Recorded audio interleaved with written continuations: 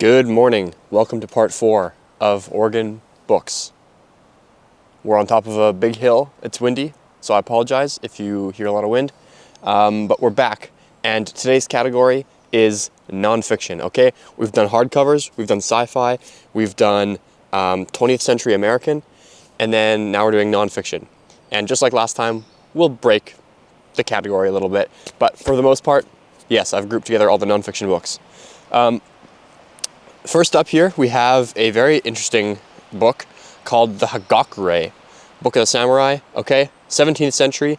It was written, I'm not sure why there's a biohazard symbol on it, it's kind of weird.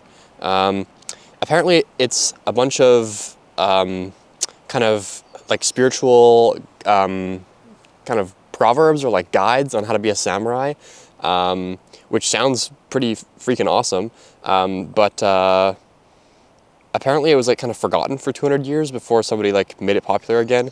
So it was almost lost to history.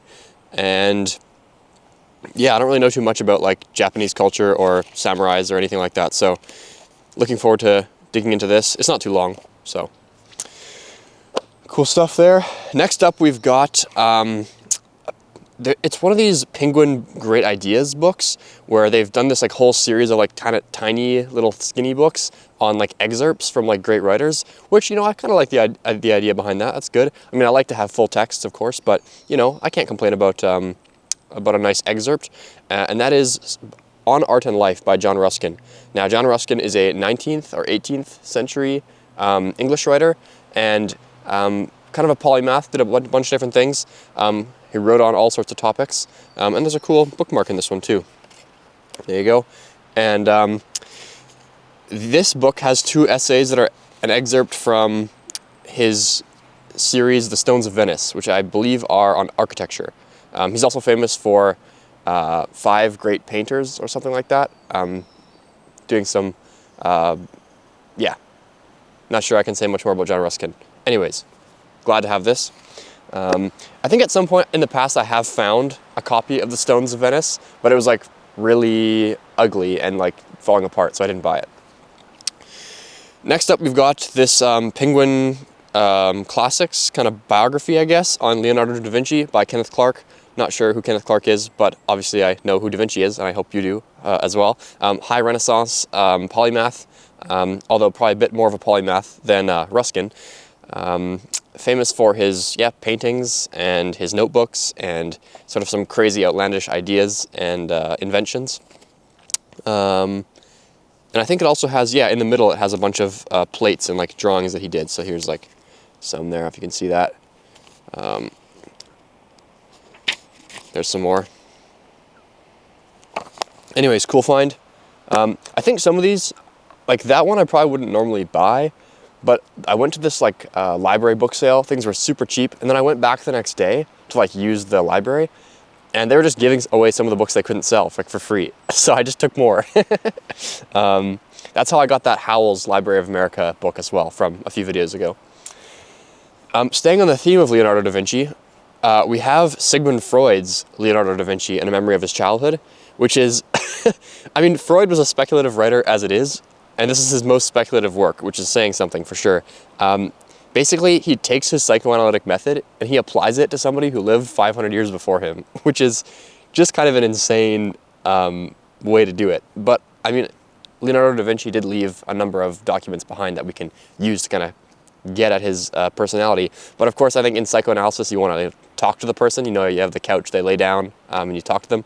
I think that was probably a key ingredient in psychoanalysis. So kind of an ambitious project from Freud here, but I don't think he was really deterred by many things. So there we go. Staying on the theme of Freud, we also have his Moses and Monotheism, which is also a highly speculative work of the origins of monotheism, kind of analyzing the Pentateuch and like the story of Moses. Yeah, not too sure what it says beyond that, but anyways, good to, I mean, $2 for a Freud paperback, kind of hard to turn that down. Staying on the, switching themes from Freud, now we're going to philosophy. We have a book by Justice Hartnack called Wittgenstein and Modern Philosophy, my apologies. Here's the cover. Oh, a tree just fell over. That's how windy it is. Anyways, Wittgenstein, Austrian philosopher, kind of famous for a number of ideas. One of them being he helped advance the theory of language and reality. Kind of, I'm not sure if Sapir and Whorf came before or after Wittgenstein. Anyways, yeah, language helps constitute reality. Sorry, he's had a lot more ideas. I'm not very familiar with Wittgenstein. Philosophy is not really my strong suit. So anyways, unfortunately, this is not his main work. It's a commentary on his main work that helps explain it. So I wouldn't normally buy it if it's not a primary source, but this was free at the library, so I just took it. And don't worry, I'm not stealing from the library. They had a shelf that had signs that said, please take free, and I asked the librarian and they said it was free, so I double checked. Now staying on the theme of philosophy, we have a few works by Sartre. This is The Words, okay, this is his autobiography.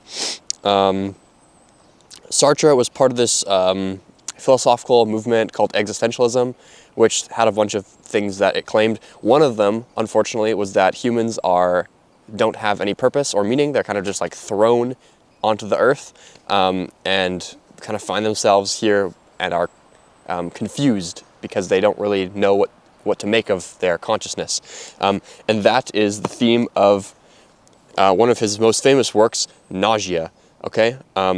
I think this is part of a trilogy of which I have number 2 and 3, but not this one, which is the first one. I believe that's correct. So I was happy to find this.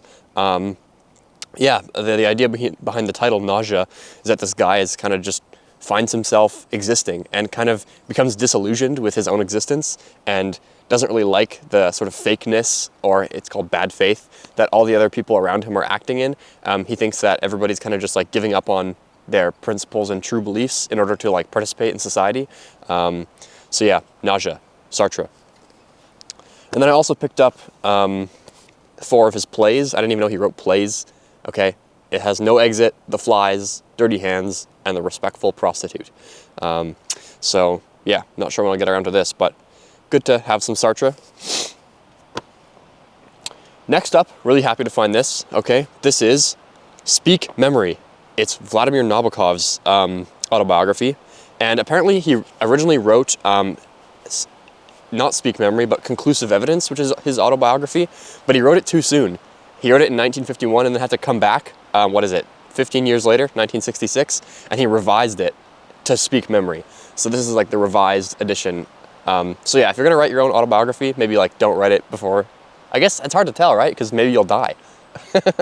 So anyways, yeah, he wrote it and then wrote it again. Yeah, and apparently it helps give a lot of insight into his major works. So when I start to dive more into Nabokov, I'll have to read this as a companion to maybe Lolita or Penin or Pale Fire to help sort of explain those books. So yeah, kind of happy with this. Next up, we have 2 works of theology. Unfortunately, it is a Dover thrift edition. Okay, not super big fan of that, but I can't complain because I didn't find it in any other binding. That's The Way of Perfection by Saint Teresa of Avila. It's written 400 years ago, I think. Carmelite nun. It's a treatise on prayer. So, and it's a work of mysticism as well. So, kind of a cool find.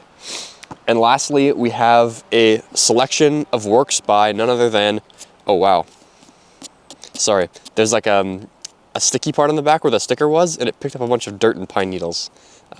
Sorry, back on topic.